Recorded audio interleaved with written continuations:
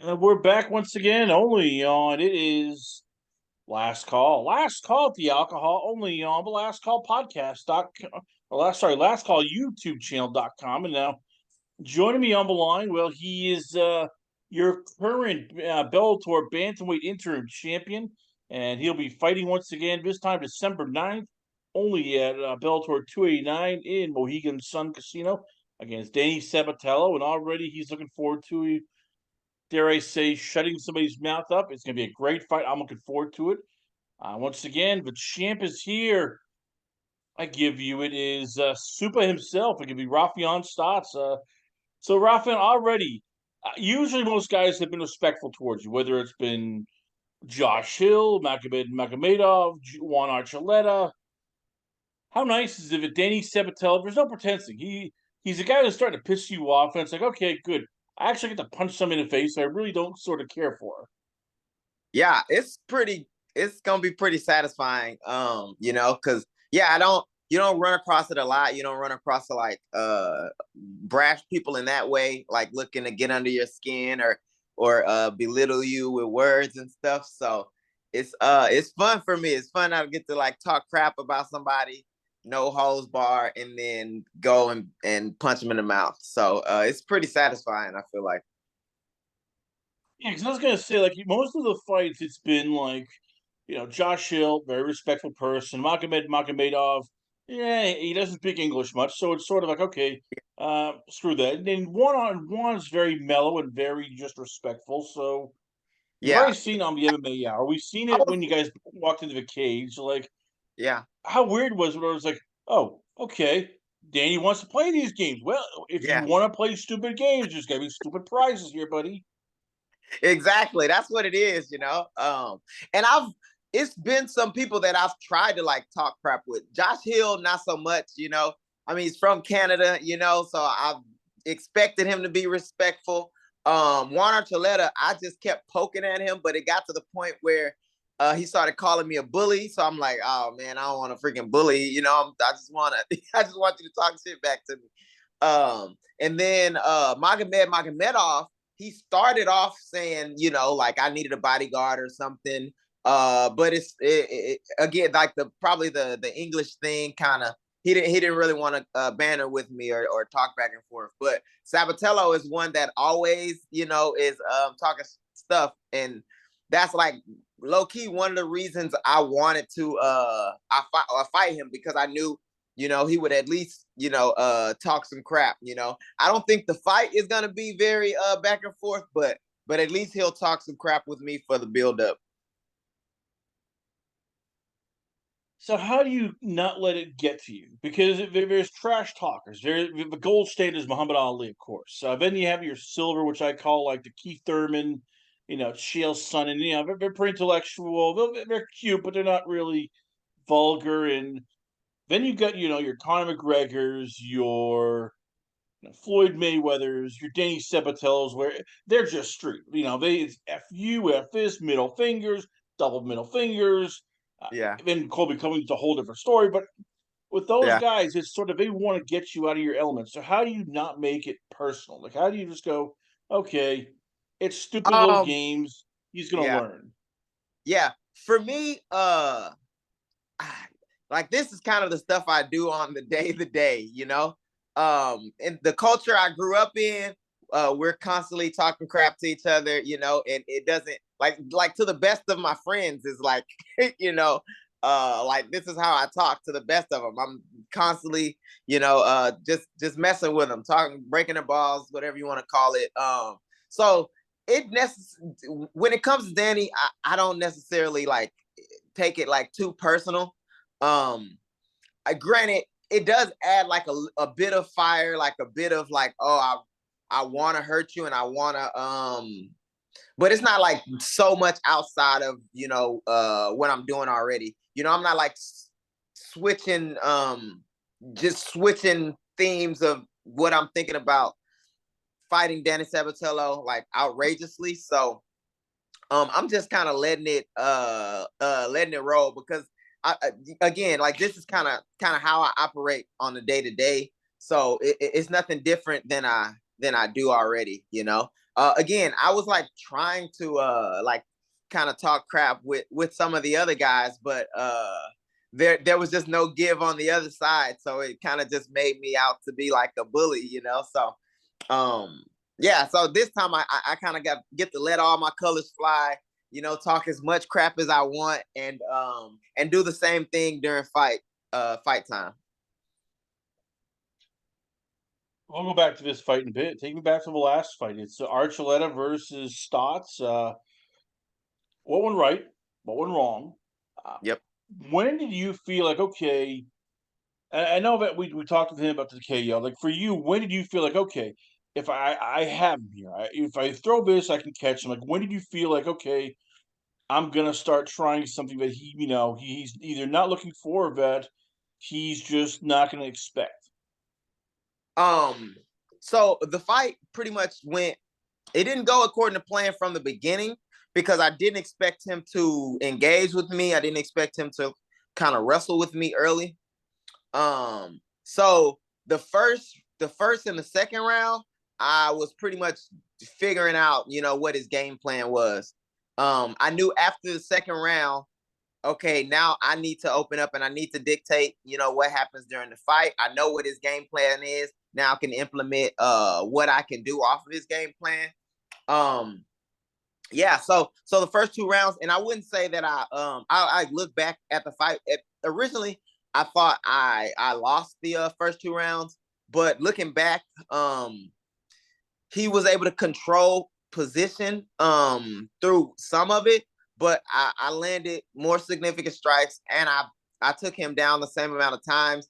The only difference is I was able to escape most times. He took me down and he wasn't able to escape when I took him down. So yeah, during the third round, actually when I KO'd him and I started figuring out the range of where he wanted to fight, that was when I decided like, oh, I was gonna dictate the fight, and that was when the fight, you know, ended. So yeah, I would say it was the third round. That was when I figured out what his game plan is, what his range, where he wanted to fight, and then I was able to dictate, you know, where I wanted to fight from, which was the opposite of what he wanted. He wanted to close the distance, so I kept distance. And as he was closing the distance, I threw a kick, which turned into a knee, then knocked him out. So I would say the third round.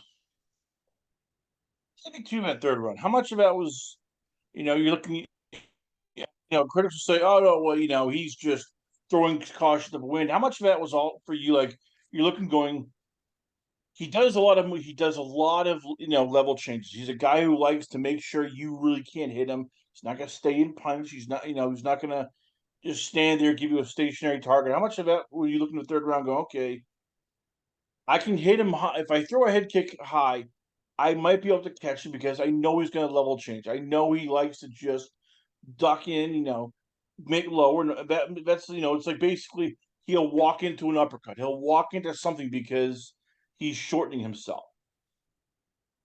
Yeah, so for me, like I study my opponent and I know a lot of their tendencies as far as to like I know kind of how they train.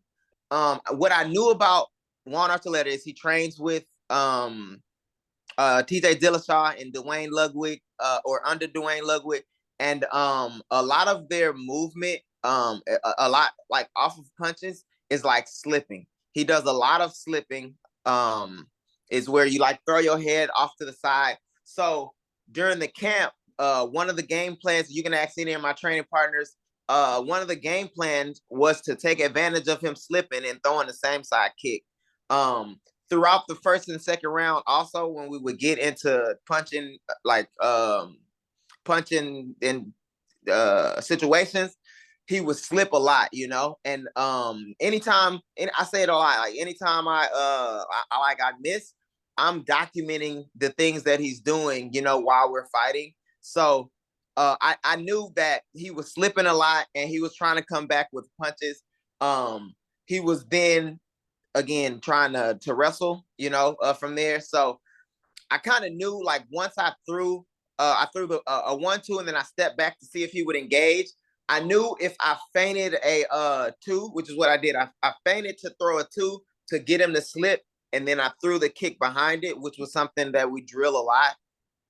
And that's what landed, you know. So like to the critics that say it was like I just threw up a kick, like I any of you look back at any of my strikes, any of my finishes, I set my things up, you know, and it looks like it's just thrown up to the untrained eye. But if you know me, you've seen all my training, you've seen, you know, what I do in the training room, you know that it was all according to plan. When we first talked way back during, your the scheduled fight with Sergio Pettis, you said, "All right, I got to move camp," but let's get to that point, and you talked about, you're getting ready for this. I know, you hate saying, everybody hates saying in fighting luck or fortune.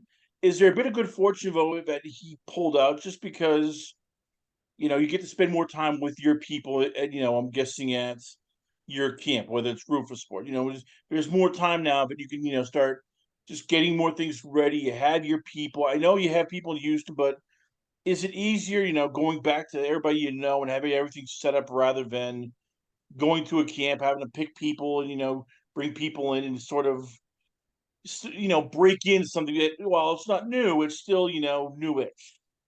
Yeah, I said it a lot. You know, it was kind of a blessing in disguise. You know, or it was bittersweet, or whatever you want to call it. I definitely didn't want Sergio to get hurt. You know, that's not the way I wanted it to go. But I was happy that I didn't have to fight him. One, because he's my friend. One, I care about his success. And also, yeah, logistics of moving camps and figuring out who I'm gonna train with, and changing coaches, all that type of stuff is, just stuff that is uncomfortable to do. Um, and also like fighting Sergio. I feel like Sergio is my toughest fight. I know a lot about him. He knows a lot about me. And I feel like he's a very good martial artist. I feel like he's one of the best in the world, you know? So yeah, I is that I definitely got like a side, like I was hurt for Sergio to endure injury, but I was also, it was like a sigh of relief, like, oh, at least we don't have to fight, you know. I can save that. And it's also like people don't understand, like when you fight somebody, I'm thinking about hurting somebody, I'm thinking about doing bad things to somebody. So I don't want to think about that about my friend, you know what I mean? I don't want to think about that about somebody I know. So yeah, so it's not only like a physically I have to fight him, it's like mentally I have to prepare to do bad things, and that's not fun to do for me. I know you've done it before, but still, how tough is it having this fight sort of right before Thanksgiving? Because let's face it, Thanksgiving is a holiday where you just eat. It's not like Christmas where there's presents. Yeah. So even if you can't eat, it's like, well, I get to open presents. Or July 4th, well, I get to see the fireworks. There's nothing Yeah. to do really on Thanksgiving. It's eat a crap ton of turkey, you drink a lot of beer or eggnog or whatever else, the liquid refreshment is. You have a bunch of pie, you sit there, you get fat, and you watch football. So for Yeah. you, how miserable is this fight camp going to be when, that last week of November when it's like, God damn it, can't watch football. I can't have Thanksgiving. There's all this turkey. You evil people, you're eating turkey in front of me. God damn you, I'm dieting, Yeah. starving, and just watching turkey. And they're just, shoving it down their mouths. And you're just like, I really hate this holiday right now. For me, it's like something that I've had to deal with, since I started sports. Like wrestling is always like you never get to enjoy Thanksgiving. It's always right before some big tournament before Christmas or something. So yeah, I got like a love-hate relationship with sports and Thanksgiving.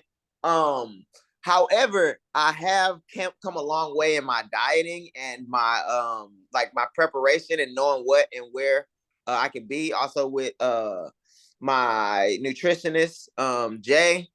So I feel like a better idea of what I can get away with.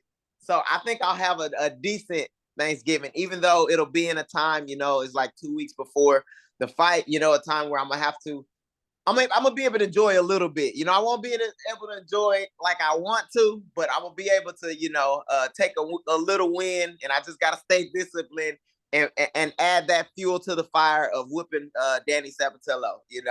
that'll just be another reason why I'll beat the shit out of him, you know. It comes down once again to December 9th. It's going to be at Mohegan Sun Casino, Uncasville, Connecticut. Bellator 289 Showtime. It's easy to write out Danny Sabatello. I mean, he looks like sort of this, bad boy villain from, the Karate Kid. You're looking going, oh, I just want to slap his ass around, call him Sally, send him back home, and he's probably going to cry like a little, schoolgirl. He's Exactly. pretty good. He has good wrestling. He knows how to use it. He doesn't get caught in submissions. Yep. He's a guy who wants to make it into a ground fight. He wants to drag you to deep water. How big is this for you? Just going, all right, I'm not gonna fall in a trap. I'm not gonna just either underestimate you like people have done with Colby Covington, or get pissed Yep. off because you like to give me the middle finger. You call, you cuss me out. You say some rude names. Like, how big is it here being? And we use the word a lot, but it's true. A professional. Yeah.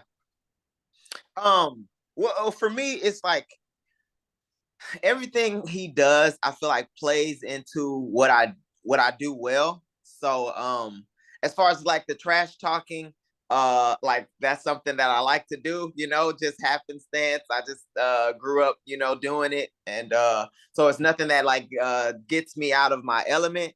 And then as far as like the wrestling, I also I didn't come up wrestling, but I've gotten really good at wrestling. I'm a national champion in wrestling. That's just something I'm naturally good at, and then the deep water, bringing me into deep water, just another thing. Like that's something I do to my opponents, and it's something I thrive in, so yeah, so everything, I don't feel like I don't necessarily, that's the other thing. So for Danny Sabatello to beat me, I feel like he has to do something outside of what he's normally good at, or do something like outside of what he's done. Like he's got to beat a tougher opponent than he's had. He's got to navigate taking down somebody who's hard to take down. He's got to, there's things that he has to do that he hasn't done before. As far as me, I'm fighting a wrestler. I fought Magomedov, who's a Dagestani wrestler, and he couldn't get me down. Or no, he got me down, but I reversed him. He's fighting somebody, or also I fought his teammate Juan Archuleta, and Juan Archuleta was only able to get me down once. Then I got him down once, and I was able to get up. So like I feel like I've been bred and prepared for fighting Danny Sabatello, and Danny Sabatello has to do something outside of the ordinary to beat me. So I'm just keeping it pretty much to your point about being professional. It's business as usual for me. This is like a fun business trip, because I get to beat somebody up that I don't like, but it's still business as usual. I'm doing nothing outside of what I'm normally doing to prepare for fights, to be ready to, go in there and finish somebody. So, yeah, so I don't necessarily have what I need to do is not stray from what I've been doing, and that's winning. So just keep winning.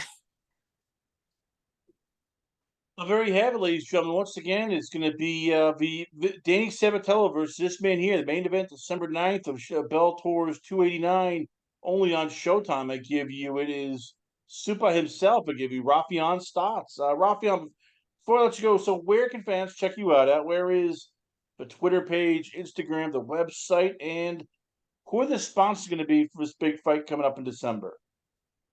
Yeah, you can follow me on Instagram, Facebook, at Raufeon Stots, RAUFUEON STOTS.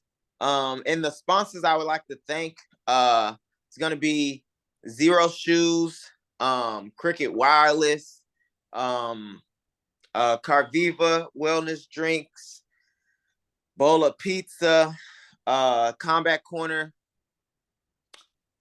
I know I'm forgetting some people, but yeah, I like to thank all those guys, and all those guys got some amazing things coming up in promotion to those fights. So make sure you check all those guys out too.